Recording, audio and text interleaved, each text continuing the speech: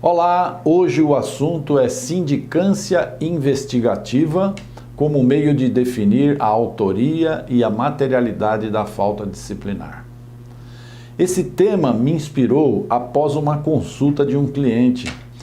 Um cliente me procurou e me disse assim, que ele foi chamado como testemunha numa apuração preliminar e depois, sem saber nada dessa apuração preliminar, nem disseram nada para ele, ele foi intimado para fazer uma perícia médica psiquiátrica. Tudo isso aconteceu sem ele saber nada sobre os fatos, o que acontecia ali, ok? Então, nós vamos ver agora aqui nesse vídeo se isso é um procedimento legal, se isso encontra respaldo legal. Bom, alguns conceitos são necessários para desenvolver o assunto. Então vamos lá. Primeiramente, quero explicar para você que sindicância tem o sentido de investigação. A sindicância é um procedimento para esclarecer fatos, coletando informações para a adoção de providências imediatas do ponto de vista disciplinar. E serve também para que não haja um juízo antecipado de culpa quanto às condutas tidas como violadoras da disciplina funcional. Pois uma sindicância às vezes pode decorrer do quê? De fofoca, de boato, de comentário irresponsável, podendo ou não ocultar fatos graves que devem ser apurados.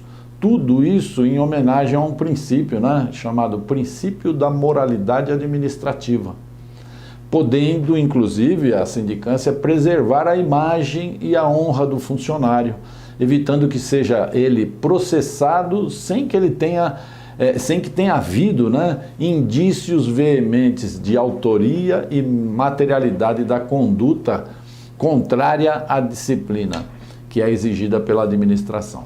Vejamos então, até aqui tudo certo, preserva, ajuda, tudo legal. Mas qual é o limite disso? Qual é o limite? Quais são os parâmetros e os princípios a serem respeitados? Presta bem atenção agora no que eu vou dizer.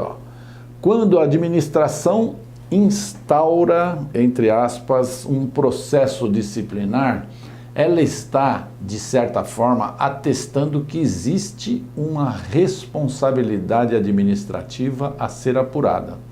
E isso, tecnicamente, corresponde a uma acusação que deve obedecer uma regra obrigatória, que é a regra da motivação deste ato administrativo.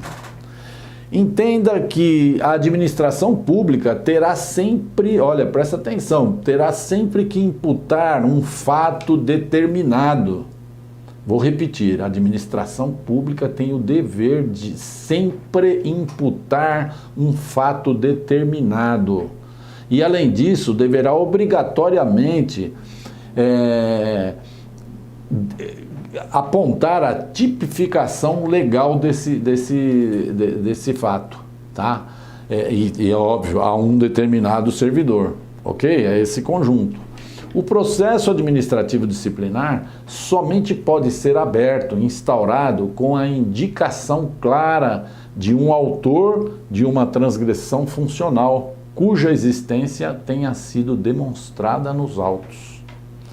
O processo ele se destina a promover a responsabilidade administrativa do agente faltoso e esse terá o direito de oferecer defesa, assim como de apresentar provas e contraprovas tendentes a desfazer a verdade, entre aspas, contida na acusação, inicialmente exposta na portaria inaugural ou no decreto que instaurou o processo. Haja vista a possibilidade de ser imposta uma punição ao funcionário, se porventura ele for julgado culpado ao término dos trabalhos processuais. Então é óbvio que a acusação tem que ser bem clara e tem que haver uma tipificação legal, tá? Então, não se instaura processo disciplinar para verificar irregularidades cuja existência, a materialidade ou a autoria são desconhecidas Isso porque o pressuposto da instauração de um processo disciplinar é uma acusação inicial definida sobre um fato certo, que em tese constituiu uma falta disciplinar, uma falta funcional cometida por servidor público individualizado, a fim de confirmar ou não a procedência das acusações contidas na portaria acusatória, após a apresentação da defesa e da coleta de provas complementares, né, pelo Conselho Oficial designado, pela presidência, ok? Certificando-se ou não a responsabilidade do agente público acusado, absolvição ou condenação, ok? Não estando claros os pressupostos de autoria e materialidade da falta, cumpre ser previamente instalada uma sindicância investigativa para elucidar com clareza esses fatos, ok? Agora, veja que o caso que nós falamos lá no início não encontra, então, respaldo legal. Por quê?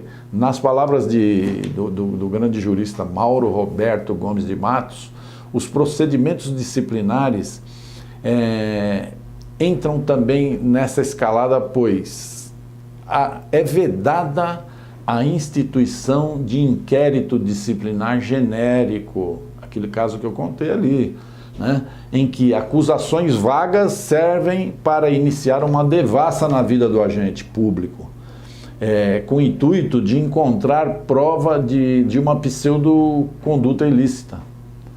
Esse doutrinador diz que a sociedade clama por uma justiça administrativa séria e que, antes de mais nada, respeite os direitos e as prerrogativas dos acusados.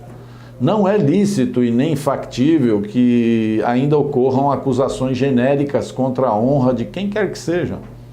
O direito não permite procedimentos de caráter aberto, sem que haja justa causa contra agentes públicos que renderão ou não espaço na mídia, né, contra os seus nomes. Isso acontece muito em tempo político, né? Muita coisa desse tipo. Essa garantia de inviolabilidade da intimidade, da honra e da imagem das pessoas retira do administrador a discricionariedade de instaurar procedimento disciplinar contra um servidor público sem um mínimo indício ou plausibilidade de acusação. Então, não se admite a acusação genérica sem justa causa, ok? Então, no exemplo que nós demos lá em cima, a pessoa teria que estar sabendo do que se trata, inclusive a apuração preliminar, né?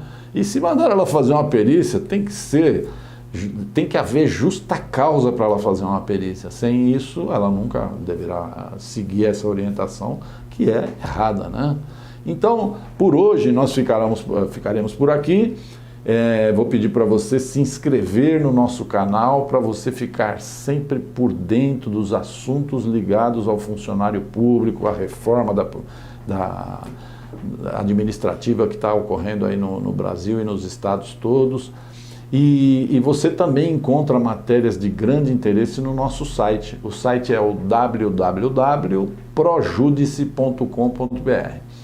Colabore agora comigo, dando um like nesse vídeo, compartilhe esse vídeo nas redes sociais e nos grupos de funcionários públicos, porque outras pessoas vão tomar conhecimento e às vezes precisa desse conhecimento, né?